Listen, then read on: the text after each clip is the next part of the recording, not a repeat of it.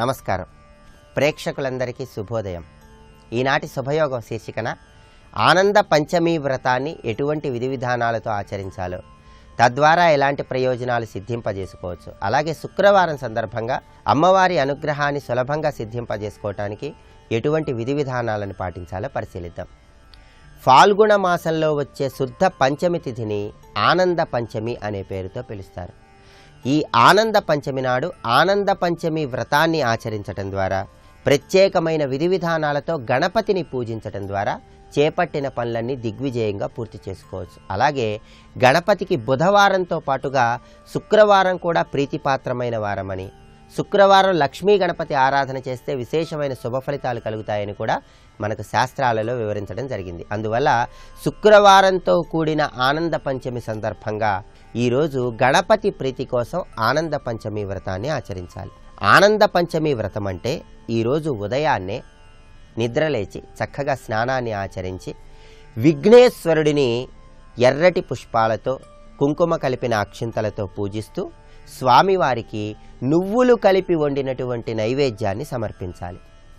అలా స్వామివారికి సమర్పించిన నువ్వులు కలిపి వండిన నైవేద్యాన్ని ఎవరైనా బ్రాహ్మణోత్తముడికి దక్షిణ తాంబూలాలతో పాటుగా సమర్పించాలి. అలాగే ఈరోజు ఆనంద పంచమి వ్రతం సందర్భంగా గృహంలో గణపతిని ఎర్రటి పుష్పాలతో కుంకుమ కలిపిన అక్షింతలతో పూజించడంతో పాటుగా, గృహంలో గణపతికి సంబంధించిన షోడశ నామాలను చదువుకోవడంతో పాటుగా గణపతి ఆలయానికి వెళ్ళి గణపతి ఆలయ ప్రాంగణంలో ఉత్తర దిక్కులో కొబ్బరి నూనె పోసి దీపాన్ని వెలిగించినట్లయితే విశేషంగా గణపతి అనుగ్రహానికి చాలా సులభంగా పాత్రలు కావచ్చు. గణపతి ఆలయ ప్రాంగణంలో ఈరోజు ఆనంద పంచమి వ్రతం సందర్భంగా మీరు దీపం పెడితే మీకు తరచుగా ఎటువంటి సమస్యలు వస్తున్నా సరే ఆ సమస్యల నుంచి చాలా సులభంగా బయటపడవచ్చు. కార్యాలలో అనుకూలతను పొందటానికి, ఎటువంటి కష్టసాధ్యమైన లక్ష్యాలున్నా సరే ఆ లక్ష్యాలను విజయం వైపు మళ్లించుకోవటానికి ఈ ఆనంద పంచమి వ్రతం చాలా చక్కగా ఉపకరిస్తుంది. అలాగే శుక్రవారం అమ్మవారికి ప్రీతిపాత్రమైన వారం. శుక్రవారం రోజు ఎవరైతే తులసి మొక్కలో పాలు పోసి తులసి మొక్క చుట్టూ ప్రదక్షిణలు చేస్తూ తులసి మొక్క దగ్గర గులాబీ పూలను ఉంచుతారో వాళ్ళ కుటుంబంలో సభ్యులందరూ కూడా చక్కటి సర్వతోముఖాభివృద్ధిని సాధించవచ్చు. అలాగే శుక్రవారం నాడు దేవాలయానికి వెళ్ళి అమ్మవారికి తులసి దళాలు సమర్పించండి.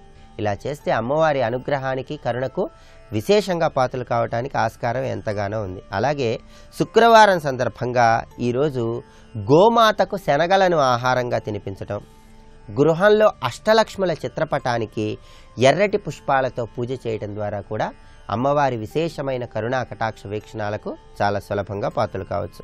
శుక్రవారం రోజు సూర్యోదయ సమయంలో ఎవరైతే గజేంద్ర మోక్షం పారాయణ చేస్తారో వాళ్ళ గృహంలో కలహాలు, ఇబ్బందులు ఇటువంటివి దరిచేరవు.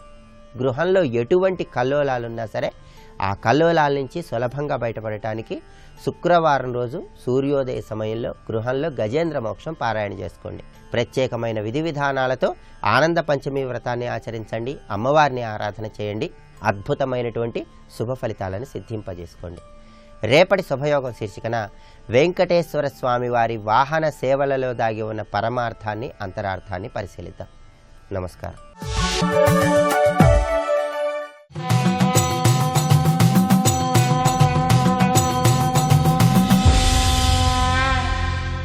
శతక సాహితీ సరస్వతికి నమస్కారం. ఘనులన్ వంచన జేయగాదలచి దుర్గర్వంబునం చేయబూనిన ఏ కార్యములున్ ఫలం బిడక హానిందెచ్చు ఎట్లన్న అయ్యనగుండైన మహేశుగాదని మహాయజ్ఞంబుగా వింపబూనినచో దక్షునకేమి మేలు కలిగన్ దేవా జగన్నాయక. ఓ జగన్నాయక, మహాత్ములైనటువంటి వారిని అవమానించాలనే ఉద్దేశంతో ఏ పని మొదలెట్టినా కూడా అది సత్కార్యమైనా సరే మనమేమో సత్కార్యం చేసినటువంటి మంచి పేరు మనం సంపాదిద్దాం, సత్కీర్తిని మనం సంపాదించి అవతల వాడికి అవమానం కలిగిద్దామని రకరకాలుగా ప్రయత్నం చేస్తుంటారు. ఈ కాలంలో కూడా మనం చూస్తుంటాం. వీడికి అవమానం జరగాలి, తనకి మాత్రం సత్కీర్తి రావాలి, అటువంటి పని చేద్దామని తలపెడుతూ ఉంటారు. ఇది ఇవాల్టిది కాదు, పూర్వకాలం నుండి కూడా ఉన్నది. అలా చేయటం వల్ల వీడికి సత్కీర్తి రాకపోగా మహాత్ములకు అవమానం కలిగించాలనే ఉద్దేశంతో చేస్తున్నాడు ఇక్కడ. ఆ ఉద్దేశం ప్రకారం వీడు నాశనం అవుతాడు తప్పితే మహాత్ములకు మాత్రం ఏమీ అపకారం గాని అవమానం గాని జరగదు. అది ఎలాగంటే, ఘనులన్ వంచన చేయగా తలచి దుర్గర్వంబునం చేయబూనిన ఏ కార్యములున్ ఫలం బిడక హానిందెచ్చు ఎట్లన్న అయ్యనగుండైన మహేసుగాదని, మహాత్ముడైనటువంటి పరమేశ్వరుణ్ణి కాదని యజ్ఞానికి పిలవకుండా మహాయజ్ఞంబుగా వింపబూనినచు దక్షునకేమి మేలు కలిగన్ దేవా జగన్నాయక. దక్షుడు పరమేశ్వరుణ్ణి పిలవకుండా యజ్ఞం తలపెట్టి సకల దేవతలను రప్పించి యాగం చేస్తే చివరికి ఏం జరిగింది? చిత్ర విచిత్రములైన సన్నివేశాలు ఏర్పడి ఆ యజ్ఞమంతా కూడా భగ్నమైంది. వచ్చిన దేవతలు కూడా పరాభవింపబడ్డారు. తనకే మెడ తెగి మేకతలకాయ వచ్చింది. కనుక మహాత్ముల్ని అవమానిస్తూ మనం సత్కార్యాలు చేద్దామనంటే అది సాధ్యం కాని పని.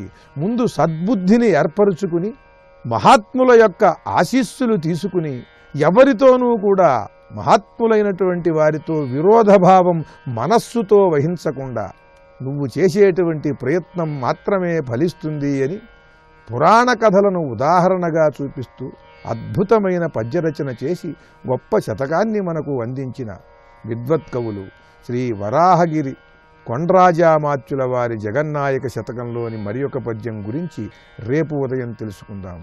ఓం శ్రీ జగన్నాయకాయ నమః.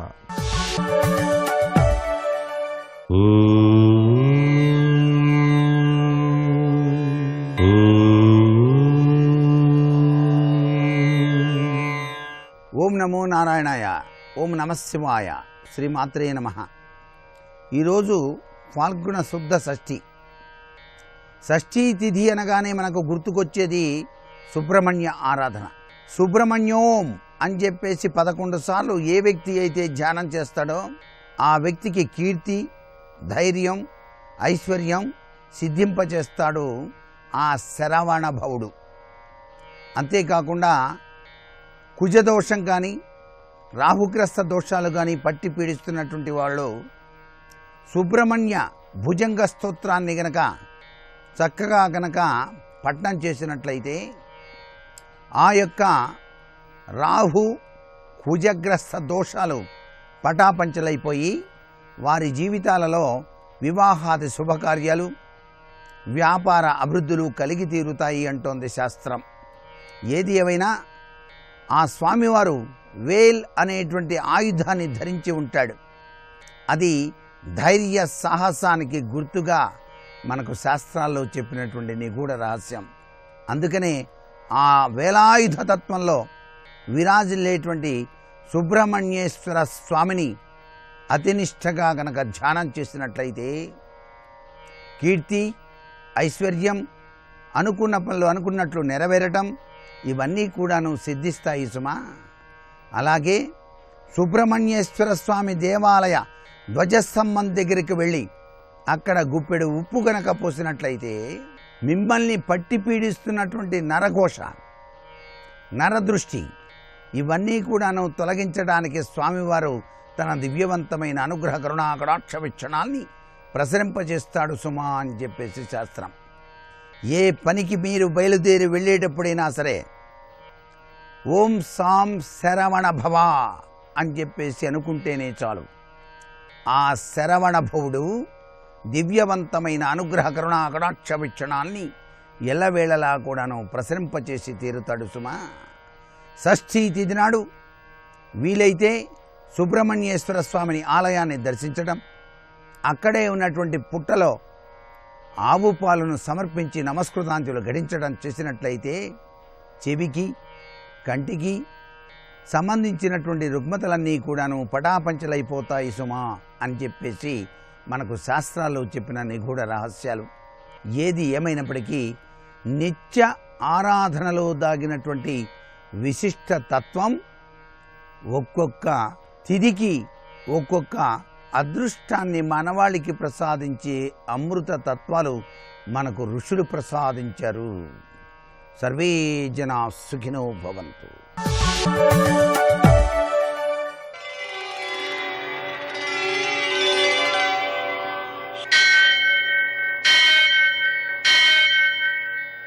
సహస్రశీరుషం దేవం విశ్వాక్షం విశ్వశంభువం విశ్వం నారాయణం దేవమక్షరం పరమం పదం విశ్వతః పరమాం నిత్యం విశ్వం నారాయణగుం హరిం విశ్వమేవేదం పురుషస్తద్విశ్వముపజీవతి పతిం విశ్వస్యాత్మేశ్వరగుం శాశ్వతగుం శివమచ్యుతం నారాయణం మహాజ్ఞేయం విశ్వాత్మానం పరాయణం.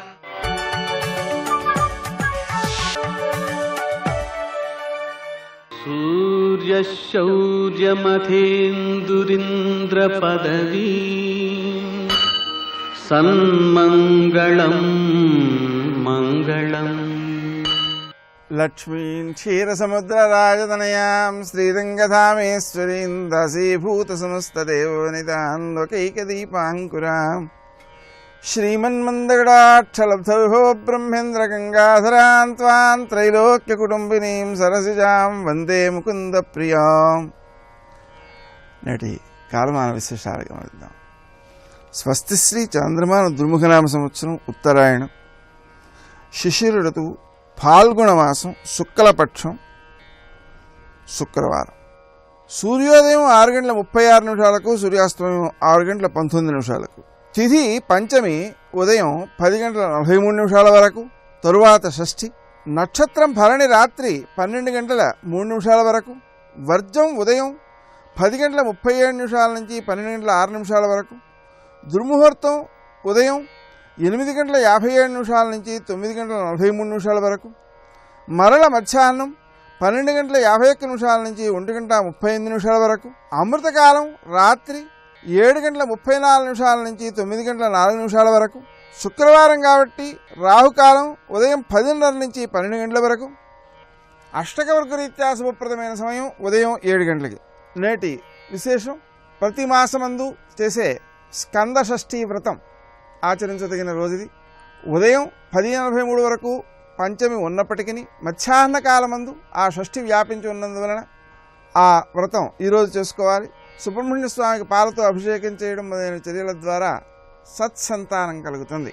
అలాగే శుక్రవారం కావడం వలన లక్ష్మీదేవి యొక్క అనుగ్రహం కోసం దానం చేయడం, పాయసం నివేదన చేయడం, మారేడు దళాలతో లక్ష్మీదేవిని పూజ చేయడం, లక్ష్మీ అష్టోత్తర శతనామ స్తోత్రం 108 సార్లు పారాయణ చేయడం, కనకధారా స్తోత్రాన్ని పారాయణ చేసుకోవడం, అటువంటి పనులన్నీ కూడా చాలా సత్ఫలితాలనిచ్చేవి, లక్ష్మీదేవి యొక్క అనుగ్రహానికి కారకములవుతుంటాయి. అయితే లక్ష్మీ పూజ చేసేటప్పుడు లక్ష్మీ నారాయణులు ఇద్దరినీ కలిపి మాత్రమే పూజ చేయడం చాలా శ్రేష్టమైనది. నేటి ఆణిముత్యాలు.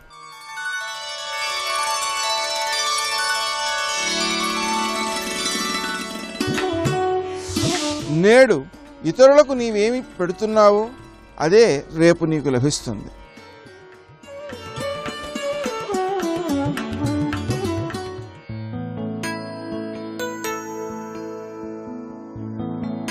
మానవత్వం అంటే కుల, మత, వర్ణ వివక్షలకు అతీతమైనది. ఆ మానవత్వాన్ని తన తత్వంగా చేసుకున్న ప్రతి మనిషి మహనీయుడే.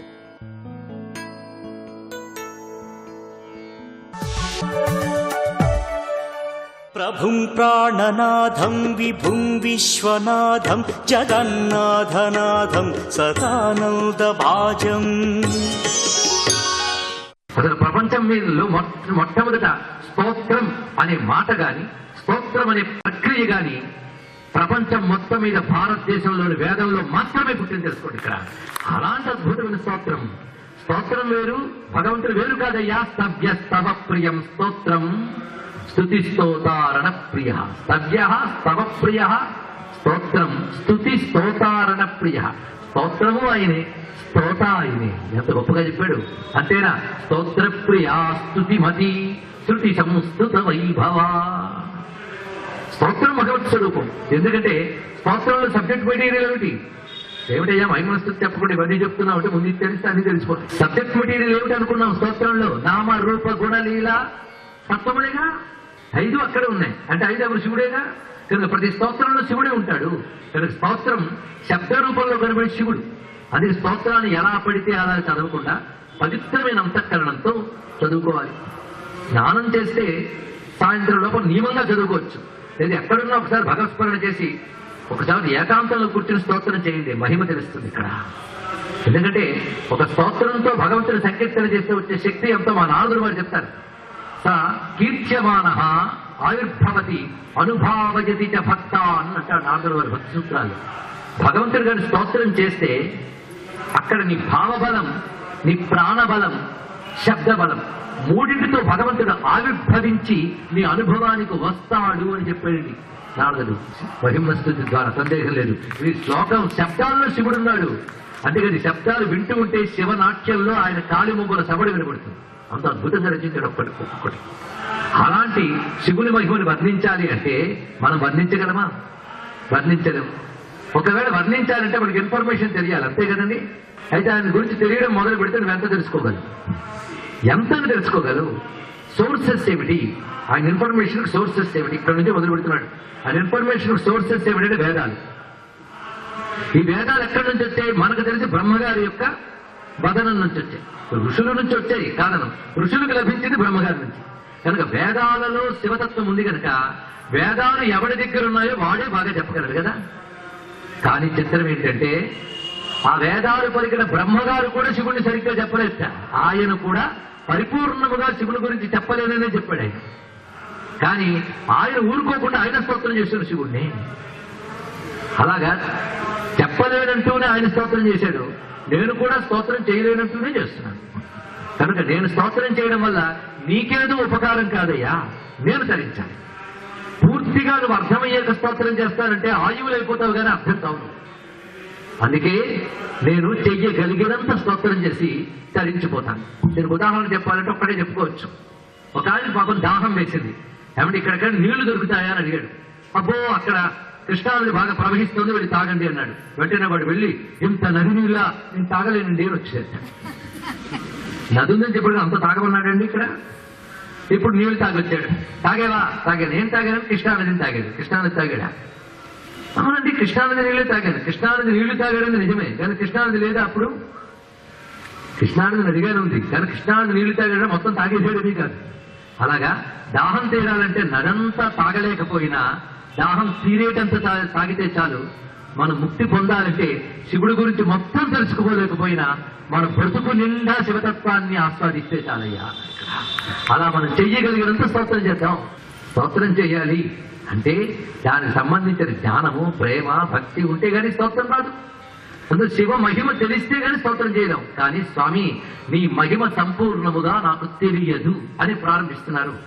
ఇది మనం కూడా సాధనాపరంగా తీసుకోవాలి. స్వామి నీ మహిమని నేను చెప్పలేనని చేయమన్నాడు సాధకుడు కదా చెప్తున్నాడు. అంటే అర్థం ఏంటంటే భగవంతుడిని ఆరాధించేవాడికి ముందు ఉండవలసిన అర్హత ఏమిటంటే అహంకారాన్ని విడిచిపెట్టాలి. ఇది మొట్టమొదటి చూపిస్తున్నాడు ఇక్కడ. నువ్వు అహంకారాన్ని విడిచిపెట్టి ఆరాధించు. అహంకారం విడిచిపెట్టాలి ఇక్కడ. అదే మొట్టమొదటి ప్రస్తావన చేస్తున్నది అది. స్వామి నీ మహిమని నేను తెలుసుకోలేను, నేను గ్రహించలేను అంటూ నాకేమీ తెలియదయ్యా అని ఎవరైతే శరణ పెడుతున్నాడో వాడిని పరమాత్మ అనుగ్రహిస్తాడు. కానీ నాకు తెలుస్తున్న అహంకారంతో అడుగు వేసాడా మొట్టుగా పెడతాడు. కనుకనే భగవంతుడి దగ్గర ఉండవలసిన వినయం, నిరహంకారం 2 గుణములట. దీని వ్యాఖ్యానం రచిస్తూ మధుసూదన సరస్వతి ఏం చెప్పారంటే మొదటి 3 శ్లోకాల్లోని ఒకనొక అర్హతని చెప్తున్నారు.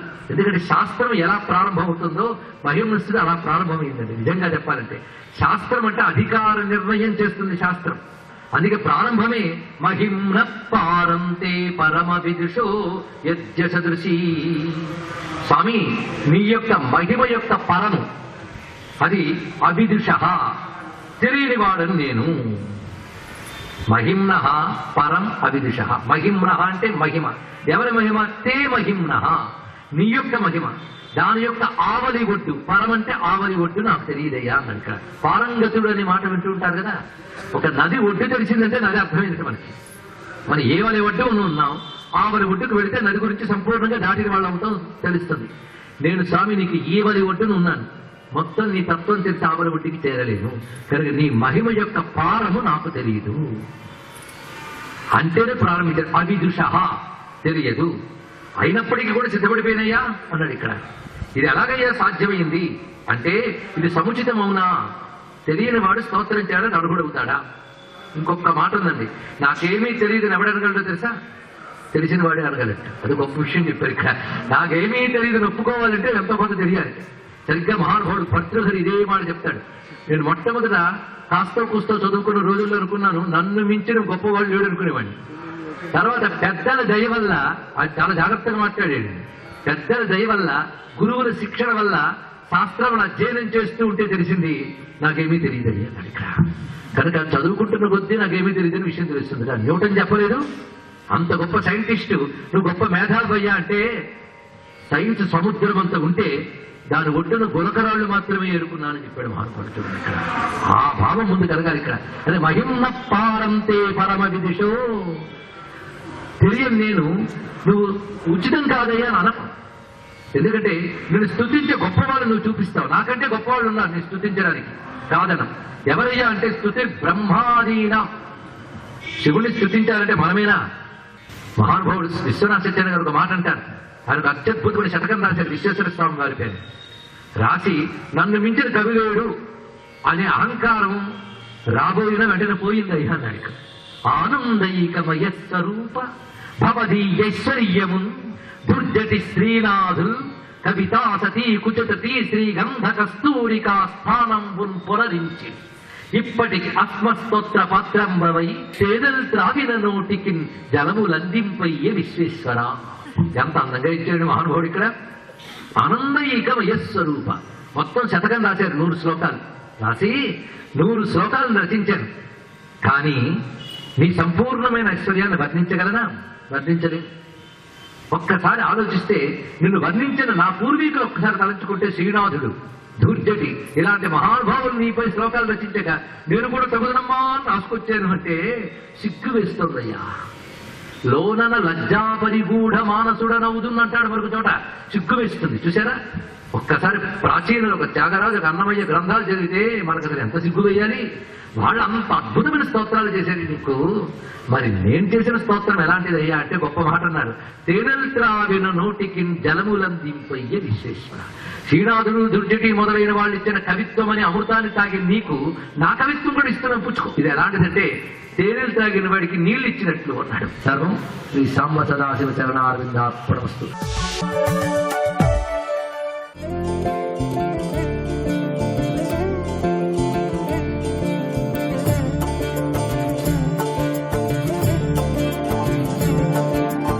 మనకి శ్రీరామాయణంలో అన్నదమ్ములు అంటే ఎలా బతకాలో నిర్వచించి చూపించినటువంటి వాళ్ళు నలుగురు కూడా రామ లక్ష్మణ భరత శత్రుఘ్నులు.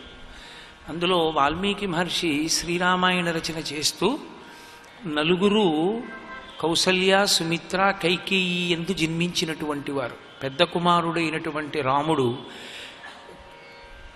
కౌసల్యాదేవి యందు ఆవిర్భవించాడు. సుమిత్రాదేవికి 2 కుమారులు, లక్ష్మణుడు శత్రుఘ్నుడు, కైకమ్మకి భరతుడు, 4 కుమారులు. అసలు సుమిత్రాదేవి ఇంట్లో 2 ఊయలలు ఊగుతూ ఎక్కువ హడావిడిగా ఉండాలి. కానీ సుమిత్రాదేవి కుమారులలో ఒకడైనటువంటి లక్ష్మణుడు ఎప్పుడూ కూడా కౌసల్యా కుమారుడైనటువంటి రామచంద్రమూర్తి పక్కన పడుకోబెడితే ప్రశాంతంగా ఉండేవాడు. సుమిత్ర యొక్క 2వ కుమారుడైన శత్రుఘ్నుణ్ణి తీసుకెళ్ళి ఆ కైకమ్మ కుమారుడైనటువంటి భరతుడి పక్కన పడుకోబెడితే అతను ప్రశాంతంగా ఉండేవాడు. అసలు 2 కుమారులు పొందినటువంటి సుమిత్రాదేవి యొక్క అంతఃపురం ఎప్పుడూ కూడా నిశ్శబ్దంగా ఉండేది. ఎప్పుడూ కూడా ఏ విధమైనటువంటి హడావిడి లేకుండా ఉండేది. అలా ఉండడానికి కారణం ఒక్కటే, ఆ సుమిత్రాదేవి నిజంగా ఎంత ఉదారురాలు ఇద్దరు బిడ్డల్ని కన్న తల్లి ఆ ఇద్దరు బిడ్డల్ని కూడా తోడికోడళ్ళ యొక్క సంతానం పక్కన కూర్చోపెట్టి అక్కడ పడుకోబెట్టి తాను మురిసిపోయి తాను శాంతి పొందుతూ ఉండేది. వాల్మీకి మహర్షి ఒక మాట అంటారు, సర్వప్రియకరస్తస్య రామస్యాపి శరీరతః లక్ష్మణో లక్ష్మి సంపన్నో బహిప్రాణ ఇవాపరః అంటారు. సర్వప్రియకరస్తస్య రామస్యాపి శరీరతః, పుట్టుకతో వచ్చింది లక్ష్మణస్వామికి ఆ లక్షణం. ఆయన తన శరీరాన్ని కూడా తనకన్నా ముందు పుట్టినటువంటి రామచంద్ర ప్రభువుకి అర్పించడానికి సర్వవేళలా సిద్ధంగా ఉండేవాడు. అది కృతకంగా ఏదో అన్నగారు ఉపకారం చేశాడనో అన్నగారి వల్ల కలిసి వచ్చిందనో కాదు, తనకన్నా ముందు పుట్టినవాడు. ఆ గౌరవం, ఆ ప్రేమ, ఎంత ప్రేమ అంటే ఆ అన్న అన్న మాటకి ఎంత గౌరవం ఇచ్చిందంటే శ్రీరామాయణంలో రామలక్ష్మణ భరత శత్రుఘ్నులు సర్వప్రియకరస్తస్య రామస్యాపి శరీరతః, తన శరీరాన్ని కూడా ఇచ్చేయడానికి లక్ష్మణస్వామి ఎప్పుడూ వెనకాడలేదు. రామలక్ష్మణుల యొక్క ప్రేమ అనన్య సామాన్యమైనటువంటి ప్రేమ. ఆయన లక్ష్మణో లక్ష్మి సంపన్నో బహిప్రాణ ఇవాపరః అన్నారు మహర్షి. రామచంద్రమూర్తి యొక్క జీవితం ఆయన ఊపిరి మీద ఆధారపడింది. ఎంతసేపు మనిషి ఊపిరి తీస్తాడో అంతసేపు ఉన్నాడు ఉన్నాడు అని అంటాం. రాముని యొక్క ఊపిరి, రాముని యొక్క ప్రాణము మనకి కనపడదు, కానీ రాముని యొక్క ప్రాణము బయట ఒక పురుషాకృతిని దాల్చి తిరిగితే అదే లక్ష్మణస్వామి అన్నారు. అంత ప్రేమ కలిగిన వాడు లక్ష్మణస్వామి. నచతేన వినా నిద్రా లభతే పురుషోత్తమ మృష్ణమన్నముపానీత మశ్నాతి నచితం వినా అన్నారు. నచతేన వినా నిద్రా లభతే పురుషోత్తమ. లక్ష్మణస్వామి పక్కన లేకపోతే రాముడు నిద్రపోయేవాడు కాదుట. ఎంత మృష్ణాన్నమైనా, ఎంత మధుర పదార్థమైనా, ఎంత ఆకలిగా ఉన్నా లక్ష్మణుడు పక్కన లేకపోతే రాముడికి ఆ అన్నం తినబుద్ధి వేసేది కాదుట. లక్ష్మణునితో కలిసి ఉంటే అన్నం తినడం, లక్ష్మణునితో కలిసి ఉంటే పడుకోవడం. ఇద్దరిది అంత ప్రేమ. ప్రేమ అన్నది మీరు ఎప్పుడూ ఒక విషయం గుర్తుపెట్టుకోండి, ఒకవైపు నుంచే ప్రవహించిందనుకోండి అది అర్థరహితమైపోతుంది కొంతకాలానికి. అన్నగారికి తమ్ముడంటే విశేషమైనటువంటి ప్రేమ, కానీ తత్తుల్యంగా తమ్ముడు ఉండడు. అప్పుడు ఆ సోదర సంబంధంలో ఒక పరిణతి, ఒక నిండుతనం, ఒక అందం కనపడదు. అన్న ఎంత ప్రేమించాడో తమ్ముడు కూడా అంత ప్రేమించగలగాలి, తమ్ముడు ఎంత ప్రేమించాడో అన్నగారు అంత ప్రేమించగలగాలి. అలా ప్రేమించగలగడానికి ఒక్కటే కారణమై ఉంటుంది, వేరు కారణం ఉండదు. ఏమిటా కారణం అంటే మేమిద్దరము కూడా ఒకే తల్లిదండ్రుల యొక్క బిడ్డలం. ఆ భావన చేత అంత ప్రేమ పొందినటువంటి వారెవరో, అంత ప్రేమతో అన్నదమ్ముల మధ్య అనురాగంతో ఉండగలిగినటువంటి వాళ్ళెవరో వాళ్ళు ధన్యులు. శ్రీరామాయణంలో కథ రాముడి చుట్టూ తిరగడంలో ఆశ్చర్యం లేదు, కానీ భరత శత్రుఘ్నుల యొక్క విశేషానికి వచ్చేటప్పటికీ లక్ష్మణస్వామి రాముణ్ణి ఎలా ప్రేమిస్తాడో, ఎంత మర్యాదతో ఎంత దగ్గరగా ఉంటాడో, శత్రుఘ్నుడు ఎల్లవేళలా భరతుడితో అలా కలిసి ఉంటాడు. భరత శత్రుఘ్నులది ఒక జంట, రామలక్ష్మణులది ఒక జంట. కానీ గమ్మత్తు ఎక్కడుందంటే భరత శత్రుఘ్నులు ఒక జంటగా కనపడినప్పటికీ భరత శత్రుఘ్నుల జీవితాలు రామచంద్రమూర్తితోటే ముడిపడిపోయి ఉంటాయి తప్ప వాళ్ళిద్దరూ ఒక పక్షం వీళ్ళిద్దరూ ఒక పక్షం కింద విడిపోవడం అన్నది జరగలేదు. శత్రుఘ్నుడు భరతుణ్ణి ఆశ్రయించి ఎప్పుడూ భరతుడితో ఉన్నప్పటికీ భరతుడు మాత్రం ఎప్పుడూ రామచంద్రమూర్తి గురించి ఆలోచిస్తాడు. అసలు శ్రీరామాయణంలో ఆశ్చర్యకరమైన విశేషం ఏమిటంటే రాముడు పుట్టినదాదిగా రాముణ్ణి విడిచిపెట్టి లక్ష్మణస్వామి ఎన్నడూ లేడు.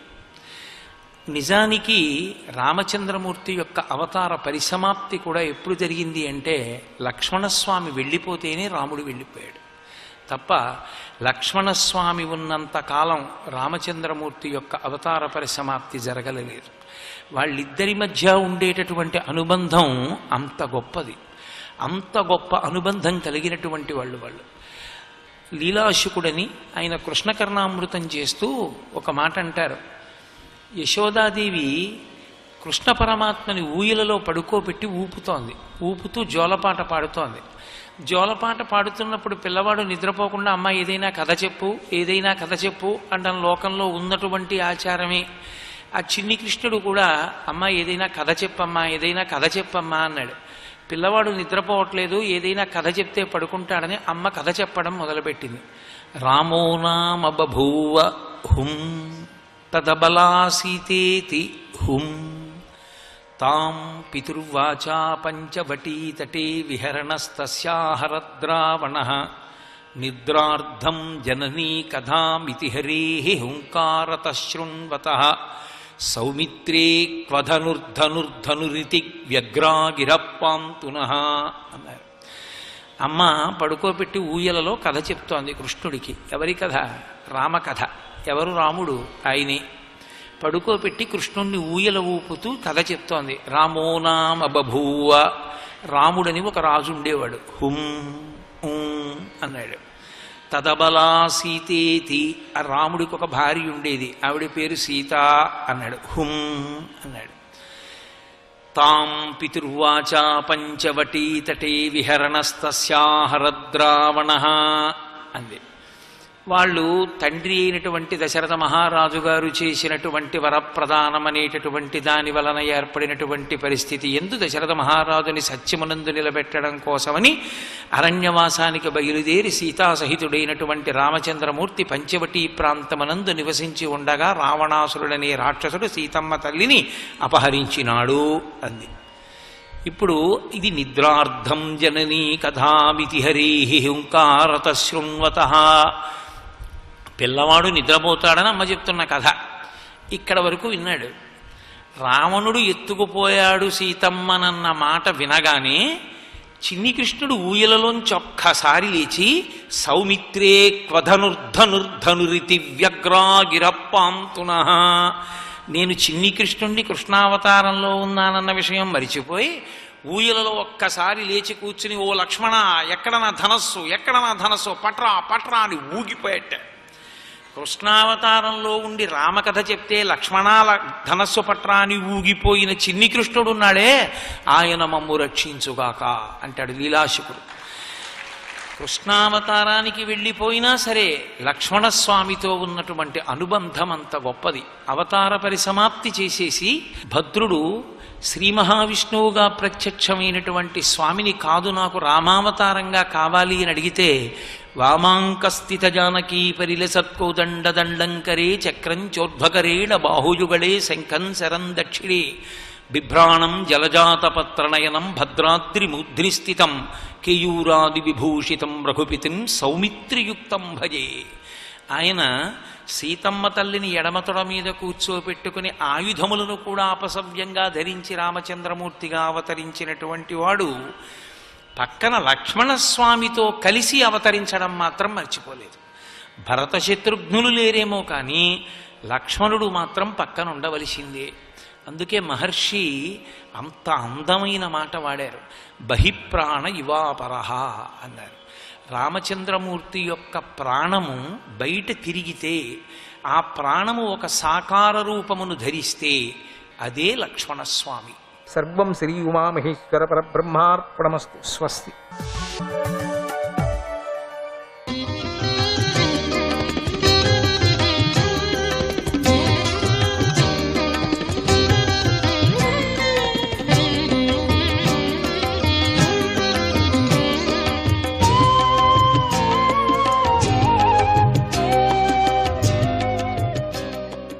జనార్దనాయ నమః. ఓ దేవా, నీకు దీనులపై మిక్కిలి ప్రేమ స్వామి. భక్తుల మీద అపారమైనటువంటి ప్రేమ. నేను నా కర్మలతో బంధించబడి, ఏదో జన్మాంతర కర్మలతో బంధించబడి ఈ హింసా స్వభావం గల రాక్షసుల మధ్యలో జన్మించాను. జన్మాంతర కర్మ నాకు. నేనేం చేశానో తెలియదు.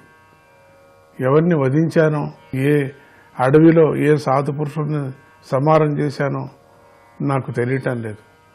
ఏ సత్పురుషుల్ని హింస పెట్టానో అది కూడా నాకు తెలీదు. ఏ కర్మజన చేశానో జన్మాంతరంలో, ఆయన ఒక జన్మ ఉంది కాదు, ఇది జన్మ జన్మాంతరంగా కూడబెట్టుకొని వచ్చినటువంటి ఒక కష్టము. అందుకని అటువంటి కర్మను ఈ రాక్షసుల మధ్యలో నేను పుట్టాల్సి వచ్చింది. ఎన్నో జన్మలు కూడబెట్టుకున్నటువంటి కర్మ ఈ ఒక జన్మలో నేను అనుభవించే మాదిరిగా అయింది స్వామి. జన్మించాను రాక్షసుల మధ్యలో. అటువంటి నేను సంసారంలో పరిభ్రమిస్తూ ఉన్నప్పుడు కలిగేటువంటి తట్టుకోలేని దుఃఖానికి మాత్రమే నేను భయపడుతున్నాను. ముందు వచ్చేటువంటి సంసారం, ముందు వచ్చేటువంటి ఘడియలు, ముందు వచ్చేటువంటి దినాలు, దాన్ని చూసి నేను భయపడుతున్నాను స్వామి. దాన్ని అనుకుంటూ భయపడుతున్నాను స్వామి. సంసార కూపంలో దొరికిపోతానని, సంసార దుఃఖంలో పనికిరానటువంటి ఒక సంసారం అది. అటువంటి పనికిరాని సంసారంలో ఊరూరికే దుఃఖపడాల్సి వస్తుంది. దుఃఖం లేకపోతే దానికి రుచినే ఉండదు. ఎవరైనా నవ్వు లేకపోతే రుచి ఉండదు అంటారు, కానీ సంసారంలో రెండూ ఉండాలా, కానీ దుఃఖం ఎక్కువ ఉండాలా అంటారు. ఇది ఎక్కడ సామెతనో తెలీదు స్వామి. అటువంటిది నేను దుఃఖపడాల్సి వచ్చింది స్వామి. నేను అటువంటి సంసారంలో దుఃఖం అనేది నేను తట్టుకోలేను. వీడిచ్చినటువంటి హింసలకు నేను భయపడలేదు, దుఃఖపడలేదు. ఎందుకంటే నువ్వు నన్ను వచ్చి రక్షిస్తావని నాకు బాగా తెలుసు స్వామి. నన్ను రక్షణ నువ్వు చేసుకుంటావు, నా మీద ఉండేటువంటి ప్రేమ అపారమైందని. కానీ సంసార దుఃఖంలో నువ్వు రక్షించిన అప్పటికీ కూడా నా కర్మతో నేను దుఃఖపడవలసిందే. నువ్వే శాసించావు సుఖ దుఃఖాలు రెండూ ఉండాలని సంసారంలో. కాబట్టి దాన్ని మాత్రం తీసేసి సుఖమే పెట్టమనటం కూడా నాది బాగలేదు. అది నేను వేడుకున్నటువంటి ఆ ఒక కోరిక అక్రమం, అది బాగలేదు. రెండూ నువ్వు ఇవ్వు, కానీ నీ దయ మాత్రం ఉండని. దుఃఖంలో నేను దూషణ చేసేటువంటి సందర్భాలు రావచ్చు. అటువంటి సమయంలో నా నోటి నుంచి దూషణ చేయించవద్దు. నువ్వు నా మనసులో చెడు అభిప్రాయం కలుక్కోకుండా చూడు. వచ్చిందంటే అప్పుడే నేను శిక్షించుకోవాలా, ఆ విధంగా నన్ను చూడు స్వామి. నాకు అప్పుడే శిక్ష ఇచ్చేసాయి. నాకు తెలుపు నువ్వు చేసిన తప్పిదిని, అప్పటికప్పటికే చేసేసాయి. కానీ అది నేను తట్టుకోలేకపోతున్నాను స్వామి. నువ్వు దయామయంలో ఉత్తముడివి నువ్వు స్వామి. అటువంటి దయగలిగినటువంటి వాడు నన్ను సంసారంలో ఆదుకుంటావు నిజమే. కానీ ఎంత ఆదుకున్నా కూడా నా కర్మను నేను అనుభవించక తప్పదు కదా ప్రభు. అప్పుడు నేను దుఃఖపడతాను, అప్పుడు నేను తట్టుకోలేకపోతాను ఆ దుఃఖాన్ని. ఈ సంసారం మాయా సంసారం స్వామి. ఇది ఇటువంటి మాయా సంసారంలో ప్రభు నేను చిక్కుకొని అల్లాడుతున్నాను. అటు బయటలా ఉండలేను, అటు లోపల ఉండలేను. విలవిలాని నేను కష్టపడుతున్నాను, చాలా తన్నుకుంటున్నాను. నేనే నాకు ప్రాణము పోదు, ప్రాణం ఉండదు. ముందు చూస్తే నాకు భయం అవుతుంది. ఈ ఒక ప్రపంచాన్ని చూస్తే భయం అవుతుంది. ఈ రాక్షసుల పట్ల చూస్తే నాకు భయం అవుతుంది. వీళ్ళందరినీ తప్పించుకొని నేను ఎట్లా సాత్వికాన్ని నేను ఎతుకుదు స్వామి. వీళ్ళు రాక్షసత్వంతో ఒక చోట ఉన్నారు, ఇంకొక చోట రాజసత్వంతో ఉన్నారు. రాజసత్వం కొంచెం ఉంది వీళ్లకు, కానీ సత్వగుణం అనేది అసలే లేదు వీళ్లకు. నేనేం చేస్తూ స్వామి? సత్వగుణాన్ని ఎతకటం ఎట్లా? నేను సత్వగుణంతో జీవించేది ఎట్లా? నేను ఈ ప్రపంచంలో ఈ సంసారం ముందు వచ్చేటువంటి సంసారం నేను తప్పించుకోలేనటువంటి సంసారం వస్తుంది. ఇది చేయాల్సిందే అనేటువంటి వస్తుంది. దాని గురించి నేను యోచన చేస్తున్నా, దాని గురించి నేను భయపడుతున్నాను. ఒకటొకటిగా అయిపోతున్నది. ఆడికి మీరు మోక్షం ఇచ్చారు, మా నాన్నగారికి మోక్షం ఇచ్చేశారు. మీరు ఎంత అదృష్టవంతుడో. ఒకటొకటిగా అయిపోతుంది. ఇక నా టర్మ్ వస్తుంది ప్రభు. ఇక నాకు ఏదేదో చేస్తారు స్వామి. నువ్వు ఎట్లా కాపాడుతావు? నువ్వు నా పట్ల ప్రసన్నుడవై సంసార దుఃఖాన్ని పోగొట్టి ఆశ్రయించదగిన నీ పాదమూలం వద్దకు నన్ను ఎప్పటికి రప్పించుకుంటావు? అవంతా అయిన తర్వాత ఎట్లా నా కథ ఏమిటి? భూమన్ భ్రమామి వదమే తవ దాస్యయోగం. ఓ అనంత, నేను అనేక జన్మాల్లో ఇష్టమైన దాన్ని కోల్పోయి ఇష్టం కాని దానిని పొందాను స్వామి. నిప్పు వంటి శోకంతో కాల్చివేయబడ్డాను ప్రభు. అంతేగాక దుఃఖాన్ని తొలగించుకునే ఉపాయం కూడా నాకు దుఃఖరూపంగానే ఉంది ప్రభు. దాన్ని తొలగించేటువంటి ఉపాయాలు దండిగున్నాయి. దుఃఖాన్ని తొలగించే ఉపాయం, ఆ ఉపాయం కూడా దుఃఖమే ఉంది. నేనేం చేస్తూ ఆ ఉపాయంలోనూ దుఃఖం అనుభవించి నేను దుఃఖాన్ని ఇంకొక దుఃఖం వెళ్ళి ఇంకొక దుఃఖం వచ్చినట్టుగా ఉంది. నాకు దుఃఖరూపంగానే ఉంది. అది కూడా ఒక ఉపాయం కూడా దుఃఖరూపంగా, అప్పుడు అదే అనుభవించాల్సి వస్తుంది. ఆ ఉపాయ దుఃఖాన్ని నేను అనుభవించాల. అనాత్మయందు ఆత్మభావనతో నేను సంసారంలో తిరుగుతున్నాను స్వామి. కనుక నాకు నీ సేవ అనేటువంటి మోక్షోపాయాన్ని ఉపదేశించు అని వేడుకుంటున్నాడు. ఓ నరసింహ, ఆ విధంగా నిన్ను సేవించే నేను నీ పాదాల జంటనే నిత్యము స్మరించే జ్ఞానులతో కలిసి స్నేహం చేస్తూ పరమేశ్వరుడివైన నీ లీలలు గాథలను వర్ణిస్తూ ఉంటాను స్వామి. నాకంతే చాలు. సత్పురుషులతో సన్మార్గంతో ఉండి భక్తులతోనే ఉండిపోతాను స్వామి. ఈ సంసార కూపంలో నేను పడను. రకరకాల కథలు నీ మీద చెప్పుకుంటూ, నీ లీలను నేను పాడుకుంటూ, నిన్ను గురించి నేను ధ్యానం చేస్తూ ఎప్పుడు అట్లా ఉండిపోతాను. ఓ ఆత్మరూపుడవు నువ్వు, మేలు చేసేవాడు అయినటువంటి నీ కథలను బ్రహ్మదేవుడు కూడా గానం చేస్తూ ఉంటాడు. అలా నేను సత్వరజస్తమో గుణాల నుండి విముక్తుడనై ఎంత పెద్ద కట్టాలనైనా సులువుగా దాటివేస్తాను స్వామి. అది నాకు ప్రసాదించు. నీ అండదండ నాకెప్పుడు కావాలి. నిన్నే స్మరిస్తూ అన్ని విధాలుగా సంకల్పాలను కూడా చేస్తాను ప్రభు. సాత్వికుల సంఘంతో ఉంటాను. నీ భక్తుల యొక్క స్నేహాల్లో నేను ఉండిపోతాను.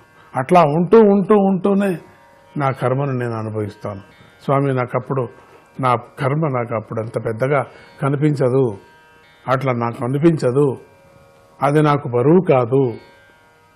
నేనేమన్నా కానీ నా కర్మను నేను అనుభవిస్తూ సత్కర్మను ఆచరిస్తూ సత్పురుషుల సంఘం ఉంటూ ఎప్పుడూ నీ కథలని వింటూ మొత్తం నాకు కలిగినటువంటి నా పరివారంతో కూడా ఆ నీ కథల్నే చెప్పిస్తూ అట్లా జరుపుతూ కర్తవ్యాన్ని నేను చూసుకుంటాను తప్ప నాకు మాత్రమే ఆ కర్తవ్యంలో పడి ఆ సంసారంలో పడి ఆ ప్రపంచంలో నన్ను పడేసి నువ్వు మాత్రం నన్ను పరీక్షించక ప్రభు. ఇంతవరకు నన్ను పరీక్షించింది చాలు నన్ను ప్రభు. ఓ నరసింహ ప్రభు, ఈ లోకంలో నీతో ఉపేక్షించబడిన ప్రాణులకు తగిన దుఃఖ నివారణోపాయం తాత్కాలికంగా మాత్రమే ఉంటుంది. కొంతమందికి మాత్రమే స్వామి తాత్కాలికంగా దుఃఖ నివారణ అయింది ఉంటుంది. కానీ అనంతమైనటువంటి కర్మ